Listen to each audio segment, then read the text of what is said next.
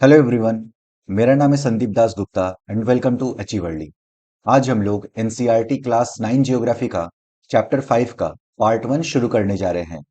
Previous chapter के lectures upload हो चुके हैं और मैंने क्लास 9 जियोग्राफी का एक सेपरेट प्लेलिस्ट भी क्रिएट कर दिया है। प्लेलिस्ट का लिंक आपको इस वीडियो के डिस्क्रिप्शन बॉक्स में मिल जाएगा, तो जो लोग नए आए हैं वहां से उन वीडियोस को देख सकते हैं। मैं पढ़ाते हुए इंपॉर्टेंट पॉइंट्स को स्टार मार्क करता हुआ चलूंगा, तो अगर आप बुक से पढ़ रहे हैं आप भी उन पॉइंट्स को स्टार मार्क कर लें, या फिर अगर आप नोट्स बना रहे हैं तो अपने नोट्स में उन पॉइंट्स को लिख लें, क्योंकि वहां से क्वेश्चन आने के चांसेस ज्यादा होते हैं। अगर आपको कुछ डाउट हो तो आप मुझसे कमेंट्स में पूछ सकते हैं या फिर इंस्टाग्राम पे पूछ सकते हैं। इंस्टाग्राम का लिंक आपको इस वीडियो के डिस्क्रिप्शन बॉक्स में मिल जाएगा। एनसीईआरटी के बुक्स को आप एनसीईआरटी की वेबसाइट से फ्री में डाउनलोड कर सकते हैं, तो वहां से आप इस बुक को डाउनलोड कर लें और आज का लेक्चर देखने के बाद एक बार इस चैप्टर को पढ़ लें, जिससे कि आपको और अच्छे से समझ में आ जाएगा। तो चलिए अब आज का लेक्चर शुरू करते हैं। Chapter 5, natural vegetation and wild life, प्राकृतिक वनस्पति तथा वन्य प्राणी। आज हम लोग चैप्टर 5 के पार्ट 1 को शुरू करेंगे। इसमें हम लोग सबसे पहले इंट्रोडक्शन देखेंगे, फिर उसके बाद टाइप्स ऑफ वेजिटेशन के बारे में पढ़ेंगे। उसमें हम लोग tropical evergreen forest, tropical deciduous forest, the thorn forest and scrubs के बारे में पढ़ेंगे। तो चलिए अब आज का लेक्चर शुरू करते हैं। Have you observed the types of trees, bushes, grasses and birds in the fields and parks in and around your school?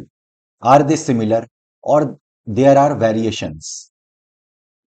क्या आपने कभी अपने स्कूल, घर या आसपास के मैदानों में भांति भांति के वृक्ष, झाड़ियां, घास तथा पक्षियों को देखा है?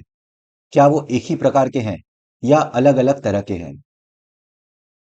India, being a vast country, you can imagine the types of bioforms available throughout the country. India एक वास्ट कंट्री है। यहां पर हिमालयन माउंटेन रेंजेस है, डिजर्ट है, कोस्टल एरियाज है। तो इन सब जगहों पर डिफरेंट तरह के फ्लोरा और फाउना मिलते हैं। भारत एक विशाल देश है, अतः इसमें आप अनेक प्रकार की जैव रूपों की कल्पना कर सकते हैं। Our country, India, is one of the 12 mega biodiversity countries of the world. हमारा देश भारत विश्व में one of the 12 mega biodiversity वाला देश है। मेगा डाइवर्स कंट्री वो होती है जहां बहुत तरह के प्लांट्स, एनिमल्स मिलते हैं। हमारा देश भारत विश्व के मुख्य 12 जैव विविधता वाले देशों में से एक है।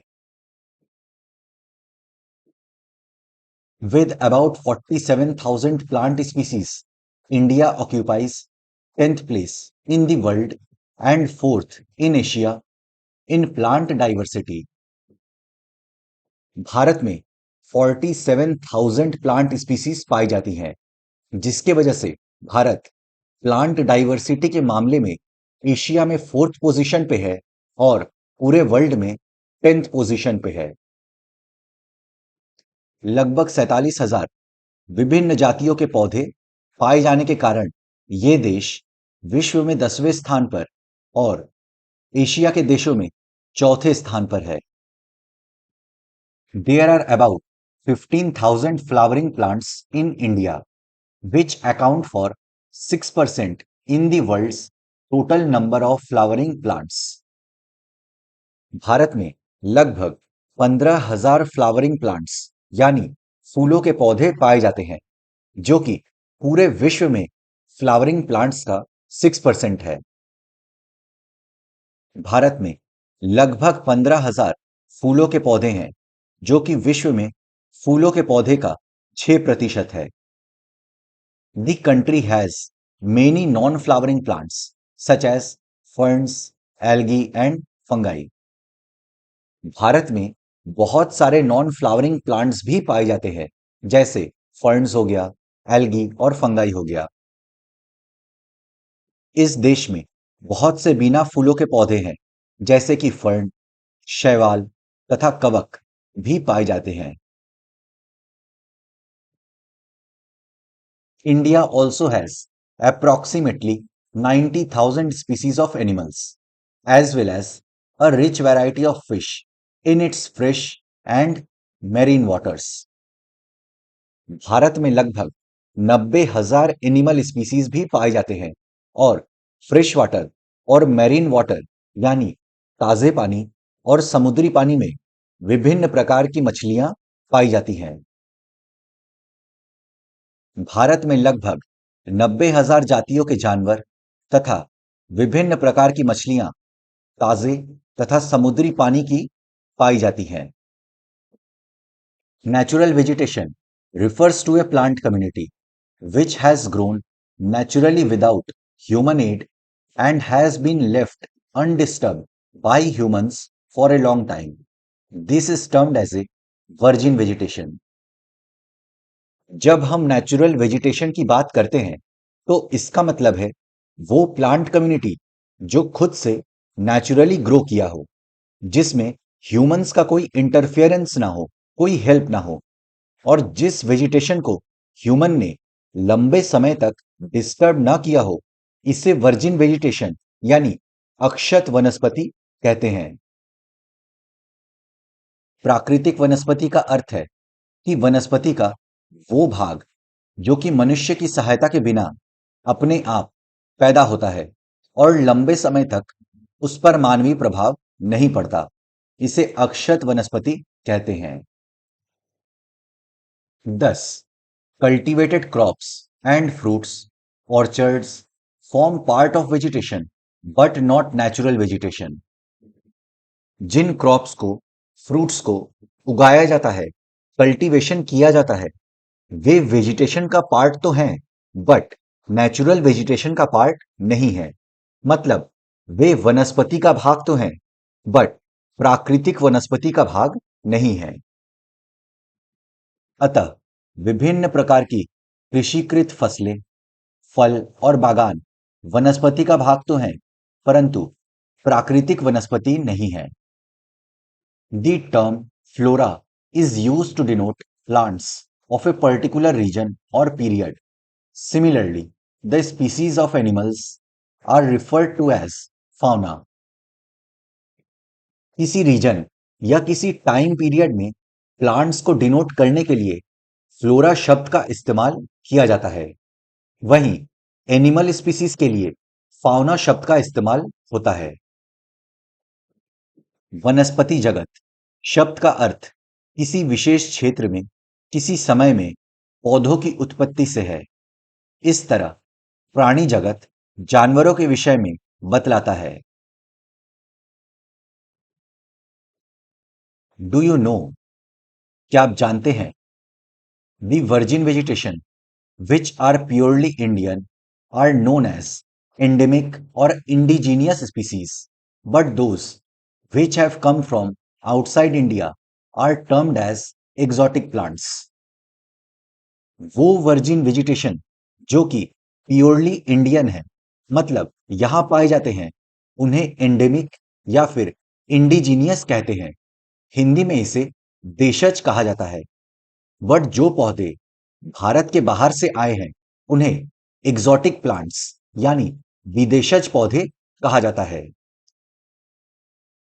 वो वनस्पति जो कि मूल रूप से भारतीय है, उसे देशज कहते हैं, लेकिन जो पौधे भारत के बाहर से आए हैं, उन्हें विदेशज पौधे कहते हैं। अब हम लोग पढ़ेंगे टाइप्स ऑफ वेजिटेशन के बारे में। वनस्पति के प्रकार। The following major types of vegetation may be identified in our country. हमारे देश में निम्न प्रकार की प्राकृतिक वनस्पतियां पाई जाती हैं। पहला है ट्रॉपिकल एवरग्रीन फॉरेस्ट्स, उष्णकटिबंधीय सदाबहार वन। दूसरा है ट्रॉपिकल डेसिडुअस फॉरेस्ट्स, उष्णकटिबंधीय पर्णपाती वन। थर्ड है tropical thorn forests and scrubs, उष्णकटिबंधीय कटीले वन तथा झाड़ियां। फोर्थ है माउंटेन फॉरेस्ट्स, पर्वतीय वन। और फिफ्थ है मैंग्रोव फॉरेस्ट्स, मैंग्रोव वन।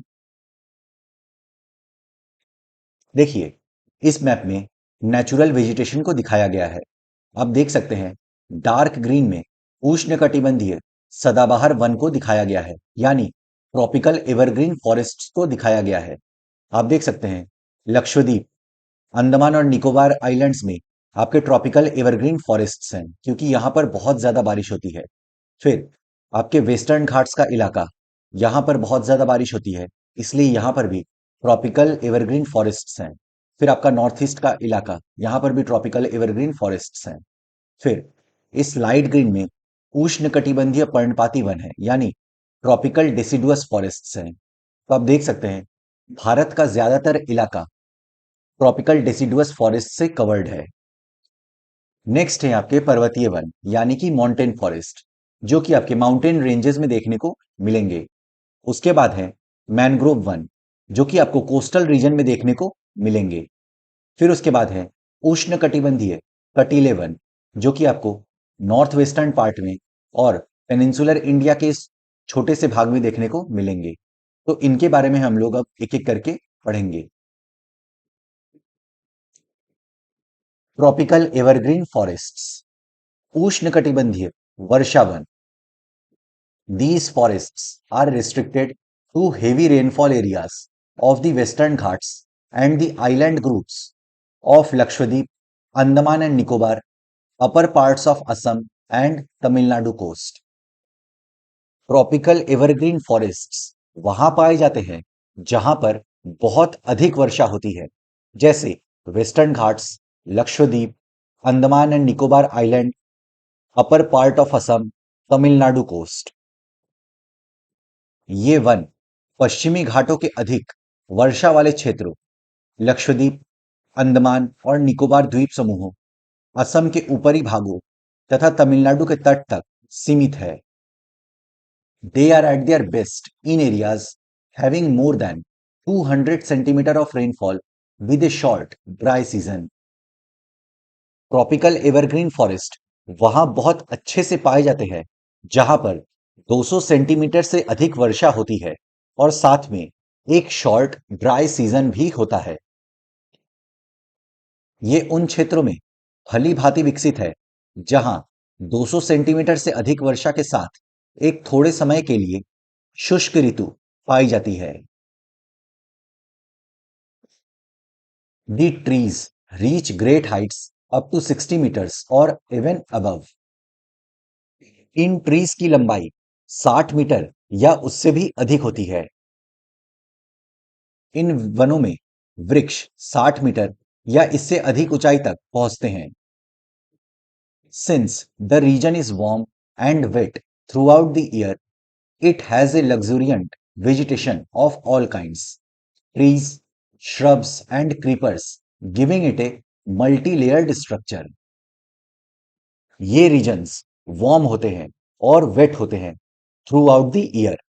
इस वजह से यहां पर हर तरीके का वेजिटेशन पाया जाता है।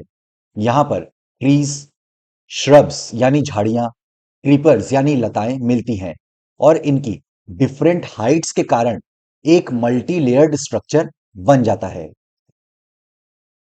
चूंकि ये क्षेत्र वर्ष भर गर्म तथा आर्द्र रहते हैं, अतः यहां हर प्रकार की वनस्पति, वृक्ष, झाड़ियां व लताएं उगती हैं और वनों में इनकी विभिन्न ऊंचाइयों से कई स्तर देखने को मिलते हैं। There is no definite time for trees to shed their leaves, as such these forests appear green all the year round. Tropical evergreen forest में कोई फिक्स टाइम नहीं होता जब पेड़ अपने पत्ते शेड करते हैं, इसलिए पूरे साल भर ये फॉरेस्ट हरे भरे दिखते हैं, इसलिए इन्हें एवरग्रीन फॉरेस्ट कहा जाता है। वृक्षों में पतझड़ होने का कोई निश्चित समय नहीं होता, अतः ये वन साल भर हरे भरे लगते हैं। Some of the commercially important trees of this forest are ebony, mahogany, rosewood, rubber, and cinchona. In forest में कुछ कमर्शियली इंपॉर्टेंट ट्रीज पाए जाते हैं, जैसे एबोनी, महोगनी, रोजवुड, रबर और सिंकोना। इन वनों में पाए जाने वाले व्यापारिक महत्व के कुछ वृक्ष आबनूस यानी एबोनी, महोगनी, रोजवुड, रबर और सिंकोना है। The common animals found in these forests are elephant, monkey, lemur and deer. इन फॉरेस्ट में normally elephant, monkey, lemur, deer पाए जाते हैं। इन वनों में सामान्य रूप से पाए जाने वाले जानवर हाथी, बंदर, लेमूर और हिरन हैं। One horned rhinoceros are found in the jungles of Assam and West Bengal. Assam और वेस्ट बंगाल के जंगलों में वन हॉर्न्ड राइनोसोरस पाए जाते हैं। एक सींग वाले गैंडे असम और पश्चिमी बंगाल के दलदली क्षेत्र में मिलते हैं। आप इस पॉइंट को स्टार मार्क कर लीजिए क्योंकि ये आपसे पूछा जा सकता है। Besides these animals plenty of birds, bats, sloth, scorpions and snails are also found in these jungles. इन एनिमल्स के अलावा इन जंगलों में कई प्रकार के birds, bats, sloth, scorpion, snail पाए जाते हैं। इसके अतिरिक्त इन जंगलों में कई प्रकार के पक्षी, चमगादड़ तथा कई रेंगने वाले जीव भी पाए जाते हैं। देखिए, इस डायग्राम में ट्रॉपिकल एवरग्रीन फॉरेस्ट यानी उष्णकटिबंधीय सदाबहार वन को दिखाया गया है। आप देख सकते हैं कि ये डिफरेंट लेयर्स में है इनके हाइट्स के वजह से। देखिए, यहाँ पर झाड़ी परत है, उसके ऊपर नवीन वृक्ष है, फिर उसके ऊपर वितान परत है, उसके ऊपर निर्गत परत है और ये इनकी अधिकतम ऊंचाई 60 मीटर या इससे भी अधिक होती है। इसी वजह से ये मल्टीलेयर्ड स्ट्रक्चर में हमें देखने को मिलते हैं। अब हम लोग का नेक्स्ट टॉपिक है ट्रॉपिकल डेसिडुअस फॉरेस्ट्स, उष्णकटिबंधीय पर्णपाती वन। These are the most wide spread forests of India. Tropical deciduous forest सबसे ज्यादा फैले हुए वन हैं भारत में। ये भारत में सबसे बड़े क्षेत्र में फैले हुए वन हैं। इसको हमने मैप में भी देखा था। They are also called the monsoon forests and spread over the region, receiving rainfall between 200 centimetre and 70 centimetre. इन्हें मॉनसून फॉरेस्ट भी कहा जाता है। ट्रॉपिकल डेसिडुअस फॉरेस्ट वहां पाए जाते हैं जहां पर 70 सेंटीमीटर से 200 सेंटीमीटर तक की बारिश होती है। इन्हें मॉनसूनी वन भी कहते हैं और ये उन क्षेत्रों में विस्तृत हैं जहां 70 सेंटीमीटर से 200 सेंटीमीटर तक वर्षा होती है। Trees of this forest type shed their leaves for about 6 to 8 weeks in dry summer. Tropical deciduous forest में पेड़ ड्राई समर सीजन में 6 वीक से 8 वीक के लिए अपनी पत्तियों को शेड कर देते हैं, गिरा देते हैं। इस प्रकार के वनों में वृक्ष शुष्क ग्रीष्म ऋतु में 6 से 8 सप्ताह के लिए अपनी पत्तियां गिरा देते हैं। On the basis of the availability of water, these forests are further divided into moist and dry deciduous. Water की अवेलेबिलिटी के बेसिस पर इन फॉरेस्ट को दो भागों में डिवाइड किया जाता है, ड्राई डेसिडुअस फॉरेस्ट और मॉइस्ट डेसिडुअस फॉरेस्ट। जल की उपलब्धि के आधार पर इन वनों को आर्द्र तथा शुष्क पर्णपाती वनों में विभाजित किया जाता है। The former is found in areas receiving rainfall between 200 and 100 centimetre. Moist deciduous forest उन क्षेत्रों में पाए जाते हैं जहां पर 100 सेंटीमीटर से 200 सेंटीमीटर तक बारिश होती है। इनमें से आर्द्र या नम पर्णपाती वन उन क्षेत्रों में पाए जाते हैं जहां 100 सेंटीमीटर 200 सेंटीमीटर तक वर्षा होती है। These forests exist, therefore, mostly in the eastern part of the country, northeastern states, along the foothills of the Himalayas, Jharkhand, West Odisha, and Chhattisgarh, and on the eastern slopes of the western Ghats. ये forest देश के eastern parts में, north eastern states में, Himalayas के foothills, Jharkhand, west Orissa, Chhattisgarh, Western Ghats के eastern slopes पे पाए जाते हैं। अतः ऐसे वन देश के पूर्वी भागों, उत्तरी पूर्वी राज्यों, हिमालय के गिरिपथ प्रदेशों, झारखंड, पश्चिमी उड़ीसा, छत्तीसगढ़ तथा पश्चिमी घाटों के पूर्वी ढालों में पाए जाते हैं। Teak is the most dominant species of this forest. Bamboos, sal, shisham, sandalwood, khair, kusum, arjun, and mulberry are other commercially important species. इस फॉरेस्ट में टीक यानी सागौन एक डोमिनेंट स्पीसीज है। यहां दूसरे इंपॉर्टेंट स्पीसीज हैं बैम्बू, साल, शीशम, सैंडलवुड, खैर, कुसुम, अर्जुन और मलबेरी। सागौन इन वनों की सबसे प्रमुख प्रजाति है। बांस, साल, शीशम, चंदन, खैर, कुसुम, अर्जुन तथा शहतूत के वृक्ष व्यापारिक महत्व वाली प्रजातियां हैं। The dry deciduous forests are found in areas having rainfall between 100 cm and 70 cm. Dry deciduous forest उन क्षेत्रों में पाए जाते हैं जहां 70 सेंटीमीटर से 100 सेंटीमीटर तक बारिश होती है। शुष्क पर्णपाती वन उन क्षेत्रों में पाए जाते हैं जहां वर्षा 70 सेंटीमीटर से 100 सेंटीमीटर के बीच होती है। These forests are found in the rainier parts of the peninsular plateau and the plains of Bihar and Uttar Pradesh. ये फॉरेस्ट पेनिनसुलर प्लेटियो के रेनियर पार्ट्स में, बिहार, यूपी के मैदानों में पाए जाते हैं। ये वन प्रायद्वीपीय पठार के ऐसे वर्षा वाले क्षेत्रों, उत्तर प्रदेश तथा बिहार के मैदानों में पाए जाते हैं। There are open stretches in which teak, sal, peepal and neem grow. A large part of this region has been cleared for cultivation and some parts are used for grazing. यहां पर टीक, साल, people, नीम के पेड़ उगते हैं।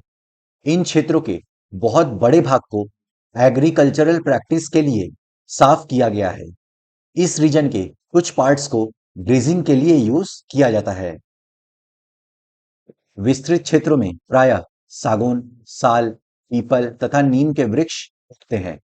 इन क्षेत्रों के बहुत बड़े भाग कृषि कार्य में प्रयोग हेतु साफ कर लिए गए हैं और कुछ भागों में पशुचारण भी होता है।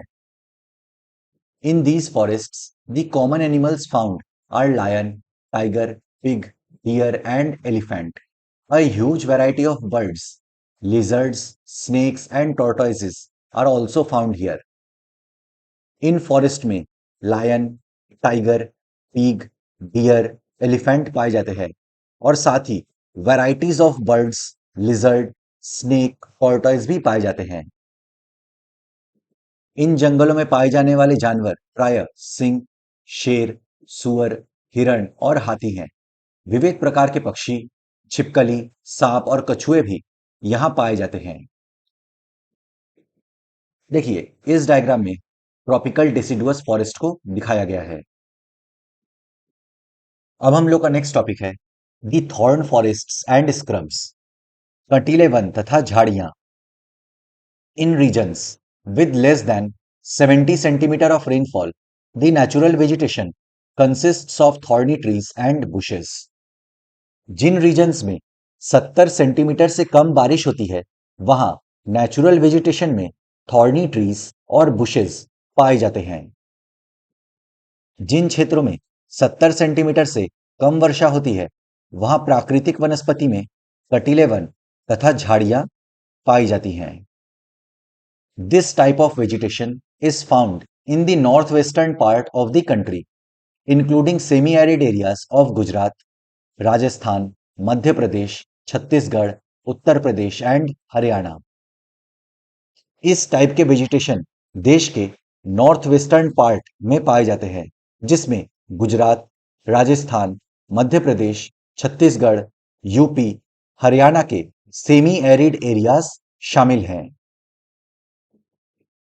इस प्रकार की वनस्पति देश के उत्तरी पश्चिमी भागों में पाई जाती है, जिनमें गुजरात, राजस्थान, छत्तीसगढ़, मध्य प्रदेश, उत्तर प्रदेश तथा हरियाणा के अर्धशुष्क क्षेत्र सम्मिलित हैं।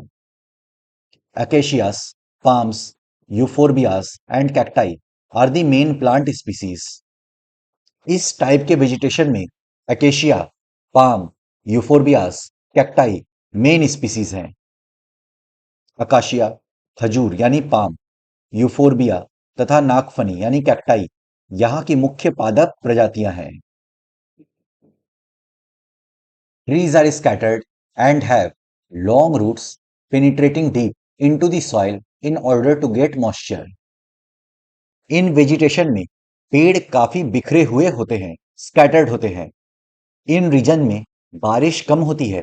इसकी वजह से इन वेजिटेशन के रूट्स बहुत लंबे होते हैं और जमीन के अंदर फैले हुए होते हैं, ताकि ये जमीन के अंदर से मॉइस्चर एब्जॉर्ब कर सके।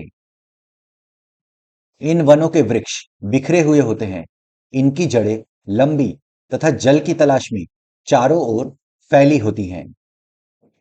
The stems are succulent to conserve water. Leaves are mostly thick and small to minimize evaporation. Leaves thick और small होते हैं ताकि पानी का evaporation ना हो और पानी को कंजर्व किया जा सके। Stems succulent होते हैं, fleshy होते हैं ताकि वाटर को कंजर्व करके रखा जा सके। ये वाटर रिजर्वायर की तरह काम करते हैं। पत्तियां प्रायः छोटी होती हैं, जिनसे वाष्पीकरण कम से कम हो सके। These forests give way to thorn forests and scrubs in arid areas. शुष्क भागों में झाड़ियां और कटीले पादप पाए जाते हैं। In these forests, the common animals are rats, mice, rabbits, fox, wolf, tiger, lion, wild ass, horses and camels. इन जंगलों में rats, mice, fox, wolf, tiger, lion, wild ass, horse और कैमल्स पाए जाते हैं। इन जंगलों में प्रायः चूहे, खरगोश, लोमड़ी, भेड़िए, शेर, सिंह, जंगली गधा, घोड़े तथा ऊंट पाए जाते हैं। देखिए, इस डायग्राम में हॉर्न फॉरेस्ट्स एंड स्क्रब्स को दिखाया गया है। आप देख सकते हैं कि ये ट्रीज स्कैटर्ड हैं, बिखरे हुए हैं, एक जगह पे कॉम्पैक्ट नहीं है। तो फ्रेंड्स, इसी के साथ हम लोग का आज का लेक्चर समाप्त होता है। अब नेक्स्ट लेक्चर में हम लोग चैप्टर 5 के पार्ट 2 को शुरू करेंगे। मैं आशा करता हूं कि आपको सब कुछ समझ में आ गया होगा। अगर आपको फिर भी कुछ डाउट है तो आप मुझसे कमेंट्स में पूछ सकते हैं या फिर इंस्टाग्राम पे पूछ सकते हैं। अपने फ्रेंड्स के साथ इस वीडियो को शेयर करें। वीडियो पसंद आए तो लाइक करें, चैनल को सब्सक्राइब करें। मैं मिलता हूं आपसे नेक्स्ट लेक्चर में। Good day to everyone. जय हिंद।